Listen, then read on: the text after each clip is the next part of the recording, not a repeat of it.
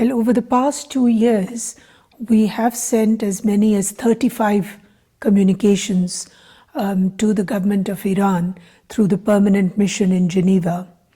And out of those 35, we have received a response for 5. But of these 5 also, the detail and specificity with which we ask the questions and the information that we particularly requested them has not really come through adequately. Secondly, there was a special committee that has been constituted by the president to what they call to investigate what they call the unrest of 2022. That committee has been in contact and we have met them online thrice.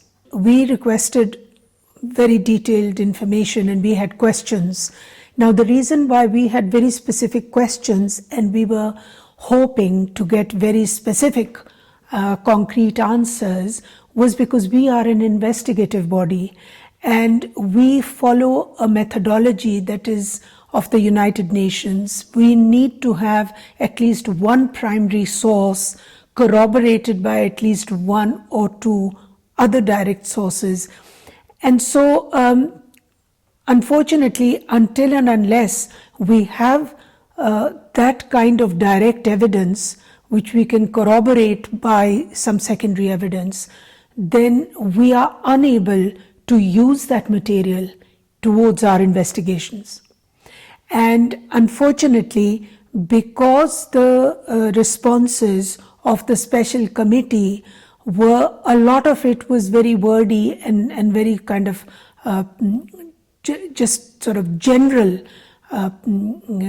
responses, I'm afraid they weren't really as helpful to us as we would have loved to. However, in the interest of fairness and equity, we have reflected the responses that we received from the special committee and from the government's response to our mandated report.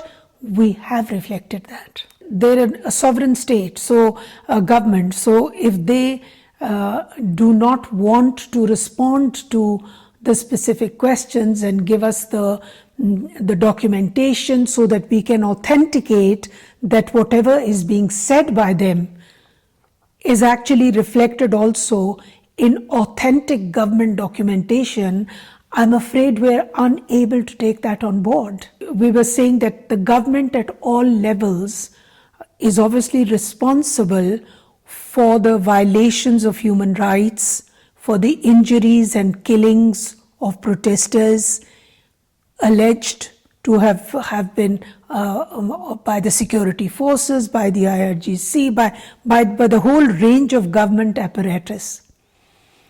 Now, the government of Iran's position was, through its special committee, that actually the government of Iran had issued directives to all the security forces to say that they should not use live ammunition, that they should not be injuring protesters, they should not be shooting at them, and all of that. Now, we requested copies of the directives so that we needed authentic information so that we could see for ourselves. And unfortunately, some of those documentation, we have not received them, as I said, to our satisfaction, to the standards of methodology that we are working towards. In our mandated report, which we issued on Friday, you will have noted that we hold the government of the Islamic Republic of Iran accountable for the deaths and killings of protesters, for the way that people have been arbitrarily detained, for the way that the mandatory hijab is being enforced violently, for the way in which laws, policies, and regulations are being issued from various levels of government and institution. And so that, to our mind, is a violation on a number of levels of basic human rights of individuals, and particularly women and children and minorities. And so we definitely hold the government of Iran accountable for it. In our mandated report, and there will be, of course, further details in the conference room paper that we will be issuing next week.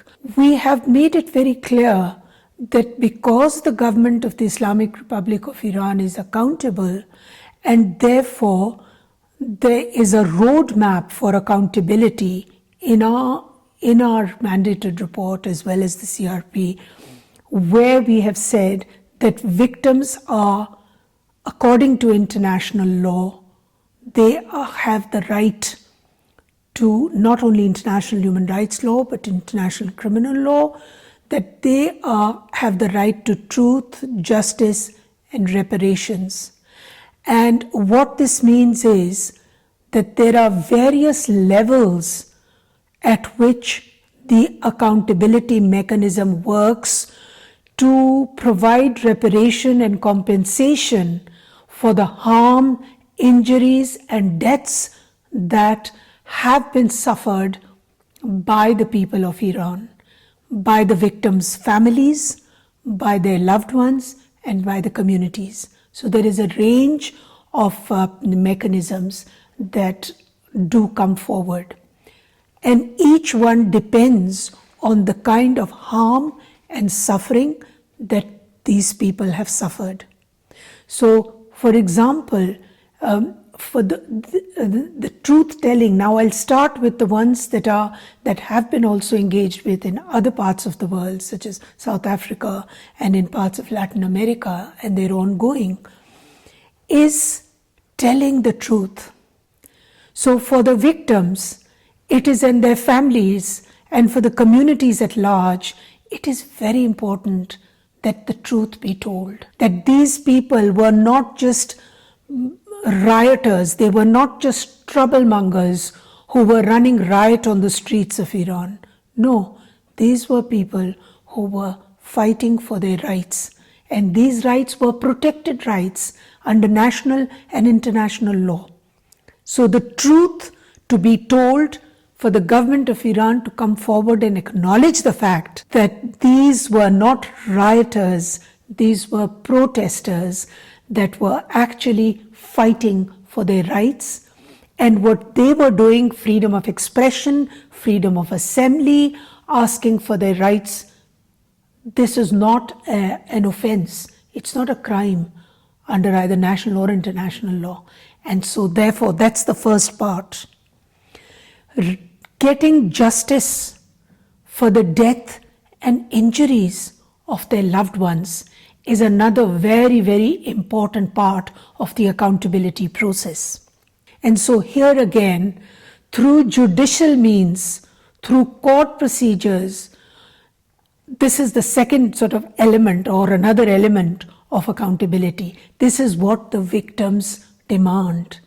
The victims have the right to get proper, just judgments from courts of law that will put their loved ones who they've either lost, who have been maimed, who have been injured, who have died, that they get justice through the courts. A third angle is of reparations, which broadly means to get compensated, either to get compensated in the form that you are taken back to your former position before the harm occurred. Now, for many people, this is not possible.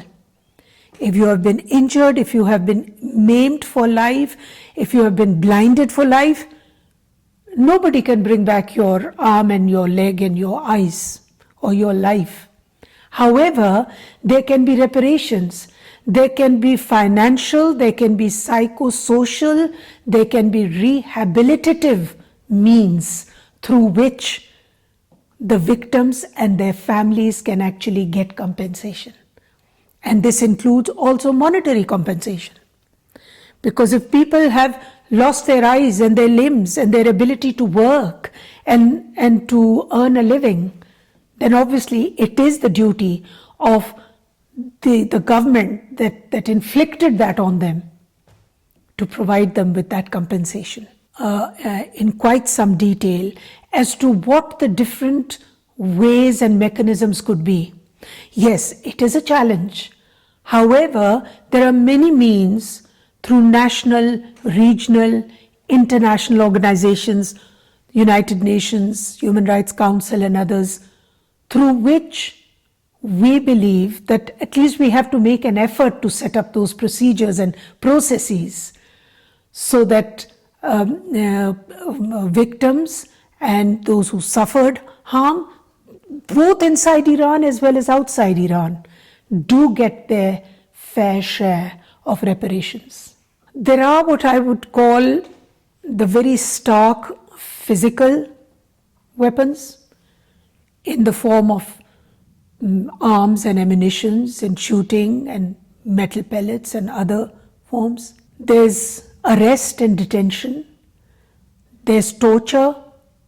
There's harassment. There's sexual violence.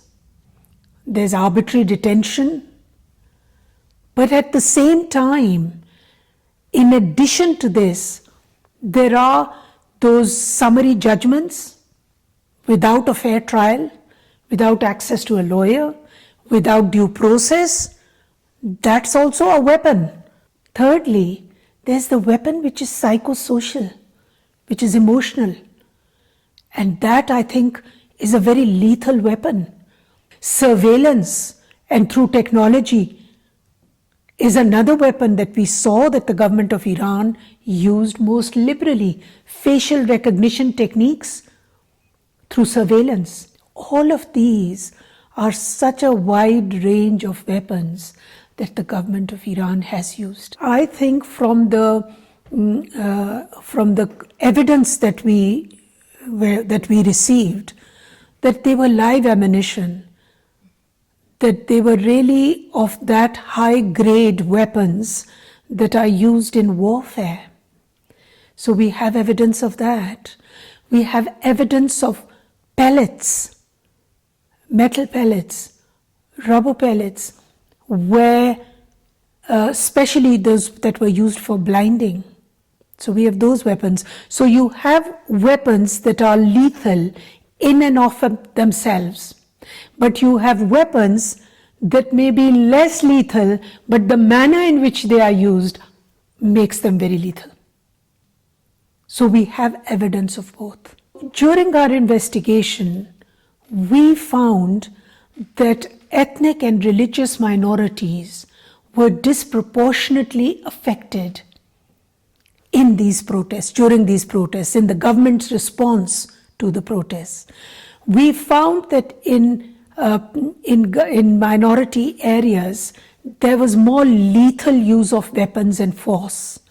We found that there was a lot more of the presence of security forces. The atmosphere was more militarized, because I think that this is also a political matter, that minority areas have always, despite being resource rich, yet they're some of the poorest in the country. Whether it is by design, I don't know, whether it was circumstances or a combination of these factors, but they are the ones where there are the third highest rates of unemployment in the country, where the poverty levels are very low, and there is unemployment in the country in those parts. So, for example, Kurdistan, Sistan, Baluchistan, these are areas, and I think that one of the reasons may be that these are border areas, that there have also been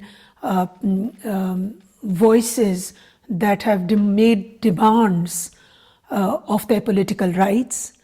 And so I think that it's a combination of factors, perhaps, but this is what we factually evidenced, that minority areas were pushed down much harder upon than the rest of the country. I wouldn't use the word gender apartheid in Iran.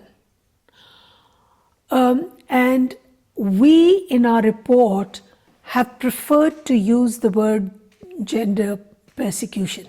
The reason why we've done that is because gender apartheid, for the moment, it's a concept that is being developed, that is being discussed a lot, and it's mostly being discussed in the context of Afghanistan, the situation of women and girls in Afghanistan.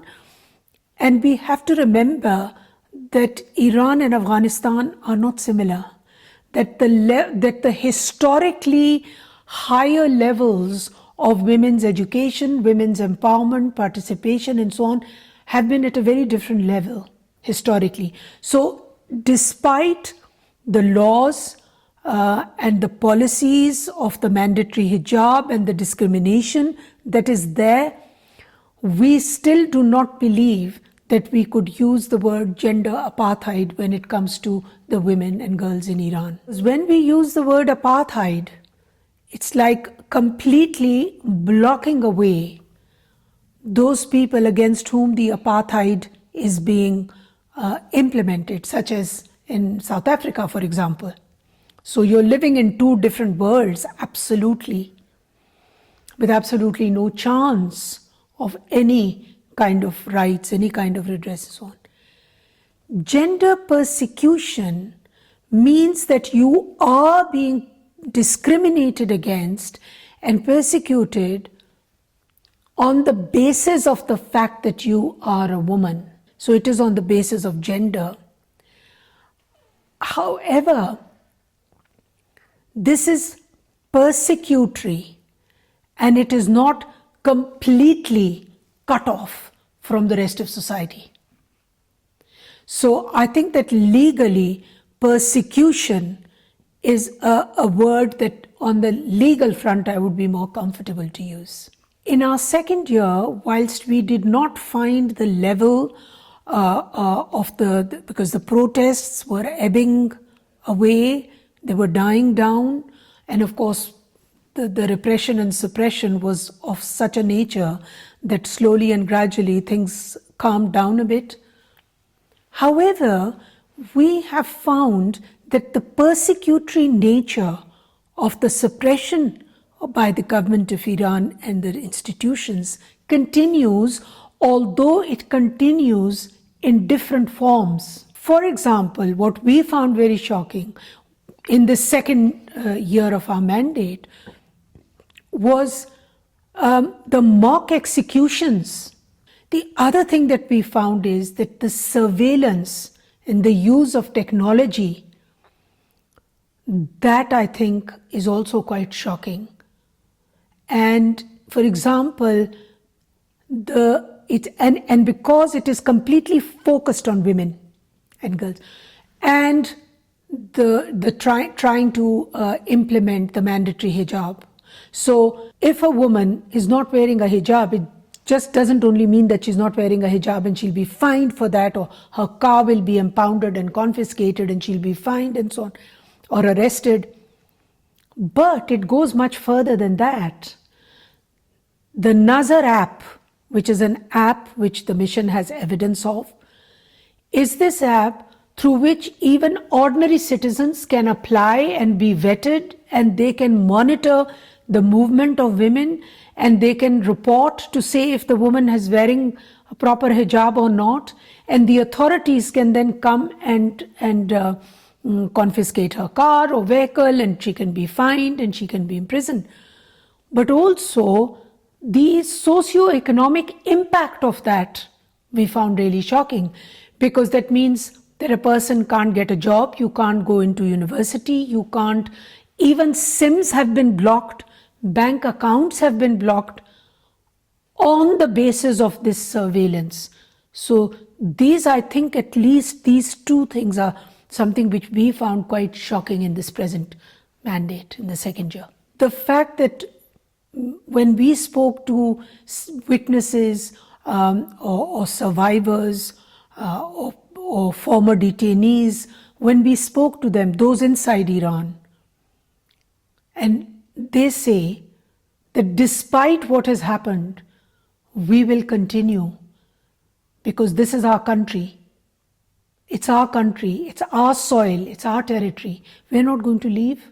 We're going to be right here, and we are going to protest. We will continue to fight for our rights. So I think when I hear this kind of a conversation, it gives me hope that people really haven't given up. The method, the levels at which the protests are continuing might have changed, but it has given people the hope and the strength also to continue. I believe that in that first year, the government was taken aback by the intensity and the extent of the protests and the severity and the passion. And so they had to respond with something equally brutal that would leave a mark forever.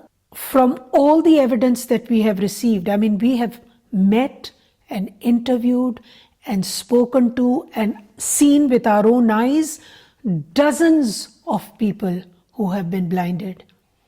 And each one of them said to us that we were shot at close range. And we were told that we're going to maim you forever. We're going to blind you forever. So we're going to teach you a lesson. These are the kind of, so this is the kind of cruel sentences and conversation that accompanied. Even when we were at university in Pakistan at that time, we had a number of Iranian men and women. We had students who used to study at Peshawar University, where I was studying, and we always had in our mind.